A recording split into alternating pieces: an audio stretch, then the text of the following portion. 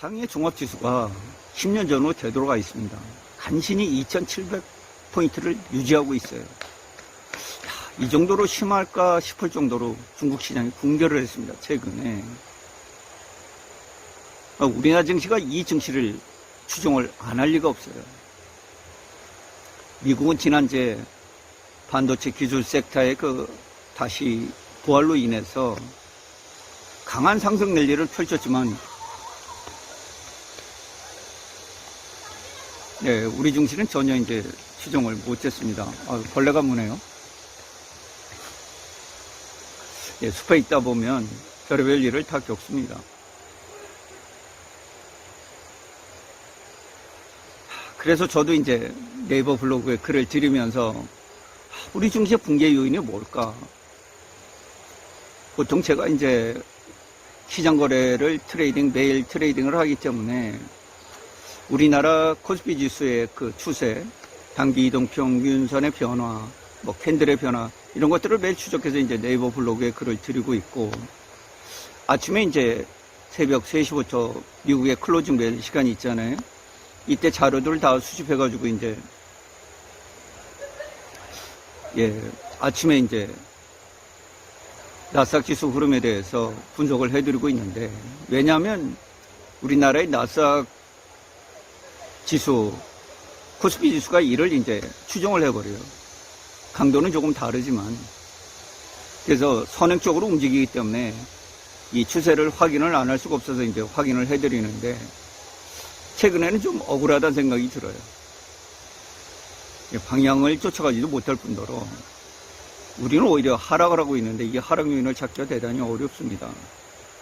그래서 저는 이 부분을 이제 어떻게 보면 전 세계 이제 글로벌 경제 G2라고 하는, 우리가 비행기가 이제 날아갈 때 쌍발 엔진으로 날아가잖아요. 한쪽 엔진이 꺼져버렸어요. 미국이라는 이제 단발 엔진으로 날아가고 있는 그런 상황이에요. 단발 엔진으로는 비행기가 오래 날 수가 없습니다. 이때가 언제 있었냐? 2018년도 트럼프 전 대통령 때 미중 간에 이제 무역 분쟁이 터지지 않았습니까?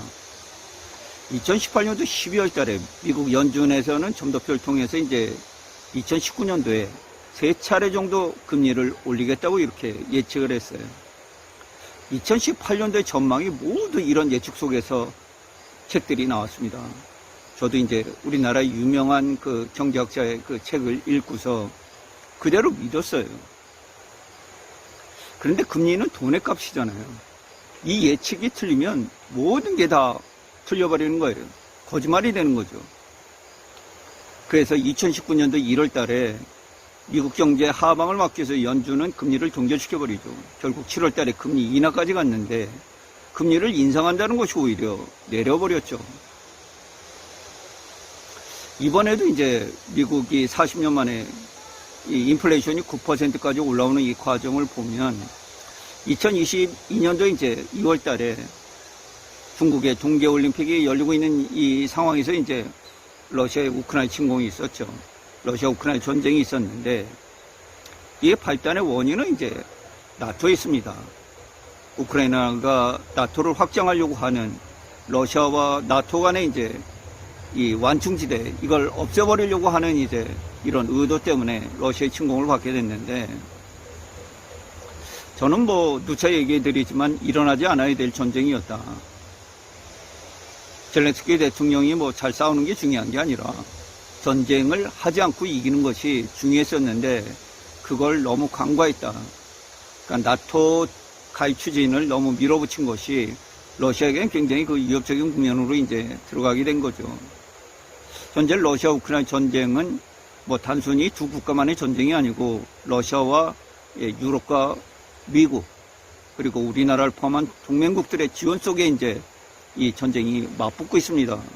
하지만 러시아는 핵보유국이고 자칫 잘못하면 이제 우크라이나가 핵폭탄을 맞을 가능성이 이제 충분히 가능성이 있죠. 아주 위협적인 상황이 될 수도 있는 건데 젤렌스키 대통령이 너무 까불지 않았으면 좋겠습니다.